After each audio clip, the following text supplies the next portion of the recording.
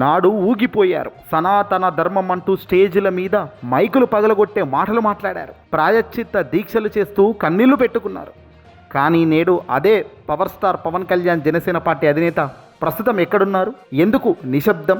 తిరుమల శ్రీ వెంకటేశ్వర స్వామి యొక్క లడ్డూ విషయంలో సిబిఐ మరియు సిట్ ఇచ్చిన విచారణ సంగతి మనకందరికీ తెలిసిందే. ఆ తీర్పులో సాగుతున్న తీరు చూస్తుంటే అసలు ఎవరైతే తప్పు చేశారో ఎవరు కరెక్ట్ ఉన్నారనేది తాటతెల్లమైపోయింది. అనుకూలంగా ఉంటే రెచ్చిపోవడం, అడ్డంగా బుక్ అయితే సైలెంట్ అయిపోవడం ఎంతవరకు ధర్మం అని ఇప్పుడు ఆంధ్రప్రదేశ్ సామాన్య భక్తులు కూడా ప్రశ్నల వర్షం కురిపిస్తున్నారు అధికార కూటమి వైపు. నాడు చంద్రబాబు నాయుడు గారు కూడా మైకు ముందు కూర్చొని లడ్డూలో జంతువుల కొవ్వు కలిసిందని ఒక స్టేట్మెంట్ ఇవ్వగానే అది అట్టుకొని పవన్ కళ్యాణ్ గారు దానిని ఒక ఉద్యమంలో మార్చేసిన ఘనతగా ముందుకు తీసుకెళ్లారు. చంద్రబాబు గారి ఆదేశాలు తూచా తప్పకుండా పాటిస్తూ భక్తుల సెంటిమెంట్ను రగిలించి రాజకీయ లబ్ధి పొందాలని చూశారు. కానీ ఇప్పుడు సిబిఐ రిపోర్ట్లో నెయ్యి క్లీన్ అని, ఎలాంటి జంతువుకు సంబంధించిన కొవ్వు పదార్థాలు కలవలేదని నిర్ధారణ అయిన తర్వాత కూడా వీళ్ళ నుంచి స్పందించే అవకాశం లేదు. పవన్ కళ్యాణ్ గారు ఎందుకు వణుకుతున్నారు? పప్పులో కాలేశామని లోపల ఎందుకు మదన పడుతున్నారు? ఎందుకంటే జరిగింది దారుణమైన మిస్టేక్ కాబట్టే. మీడియా ముందు రావడానికి ఆయన ఎందుకు వెనకడుగు వేస్తున్నారు? ఒకసారి ఆలోచించండి. గత 5 ఏళ్లలో ఆంధ్రప్రదేశ్ మాజీ ముఖ్యమంత్రిగా జగన్మోహన్ రెడ్డి గారి పరిపాలనలో ఎప్పుడైనా ఇలాంటి దారుణమైన ఆరోపణలకు తావు ఉందా? జగన్ గారు ఎప్పుడైనా ఇలా అడ్డంగా దొరికిపోయారా?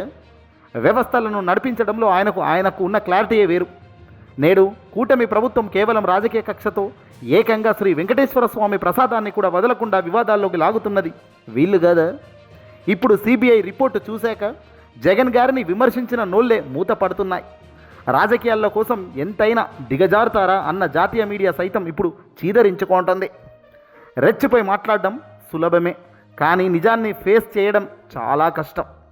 పవన్ కళ్యాణ్ గారు ఇప్పుడు సెక్యులరిజం గురించి, సనాతన ధర్మం గురించి మాట్లాడడం మానేశారు. ఎందుకంటే ఆయనకు అర్థమైపోయింది, తాము సృష్టించిన అద్దం తమకే చుట్టుకుంటుందని. ఆనాడు ఊగిపోతూ మాట్లాడిన మాటలు ఇప్పుడు సోషల్ మీడియాలో ట్రోల్ అవుతుంటే సమాధానం చెప్పలేక ముఖం చాటేస్తున్నారు. చంద్రబాబు గారి డైరెక్షన్లో పవన్ కళ్యాణ్ చేసిన ఈ యాక్షన్ ఇప్పుడు అట్టర్ ఫ్లాప్ అయిపోయింది. లడ్డూ కల్తీ కాలేదని సిబిఐ రిపోర్ట్ స్పష్టంగా చెబుతోంది. మరి ఇప్పుడు పవన్ కళ్యాణ్ గారు చేసిన ప్రాయశ్చిత్త దీక్ష ఎవరి కోసం? భక్తులను తప్పుదో పట్టించినందుకు ఇప్పుడు ఆయన ఏ దీక్ష చేస్తారు? మరి తప్పు చేసిన వారు చట్టానికి దొరకకపోయినా ఆ దేవుడికి మాత్రం దొరికిపోతారు అన్నది ఇదిగో ఈ తిరుమల శ్రీ వెంకటేశ్వర స్వామి సాక్షిగా బయటపడ్డ రహస్యం.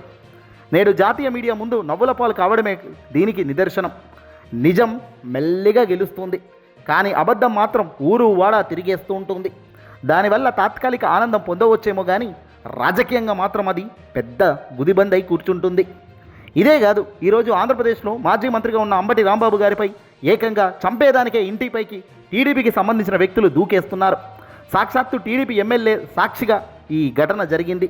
పోలీసుల దగ్గరుండి కూడా వాళ్లను అదుపులో పెట్టే పరిస్థితి లేదంటే పరిస్థితి రాజ్యాంగంలో ఎటుపోతుందో అర్థం కావడం లేదు.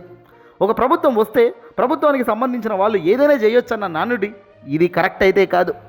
మంచి చెడు ఏదున్నా కొట్టుకోవడం సరైన విధానం కాదు. అలా చంపుతామని లైవ్ డిబేట్లలో ప్రెస్ మీట్లు పెట్టి చెప్పడం అంటే ఇది చాలా చాలా ఉల్లంఘనే. ఇలాంటివి ఘటనలు జరగకూడదు. ఇలాంటి మాటలు, ఇలాంటి బూతులు నిజంగా రాకూడదు. అలాంటి పరిస్థితి ఉన్నప్పుడు నిజంగా బాధతో సామాన్యుడు తలదించుకుంటున్నాడు. మన రాష్ట్రాన్ని మనమే తొక్కుకుంటున్నామంటే ఇదిగో ఇందుకే. ఎప్పటికైనా ఇవన్నీ మారాలి.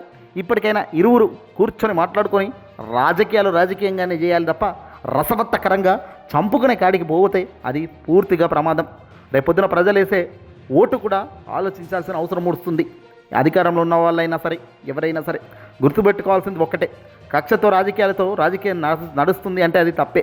అది తాత్కాలిక ఆనందం మాత్రమే. చివరిగా న్యాయం ధర్మమే గెలుస్తుంది ఆలస్యంగా.